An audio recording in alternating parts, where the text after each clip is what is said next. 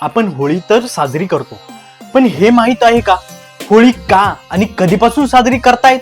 तर सीन असा आहे, हिरण्यकश्यप हा अत्यंत अहंकारी राजा होता. त्याला स्वतःलाच देव म्हणायला लोकांनी भाग पाडावं अशी त्याची इच्छा होती. पण त्याचा स्वतःचा मुलगा प्रल्हाद हा मात्र विष्णू भक्त होता. राजाने त्याला खूप छळलं, डोंगरावरून ढकललं, साप सोडले, विष दिलं, पण प्रत्येक वेळी त्याची भक्ती त्याला वाचवत राहिली. शेवटी त्याने आपल्या बहिणीला बोलावलं, होलिका. तिला वरदान होतं की अग्नी तिला जाळू शकत नाही.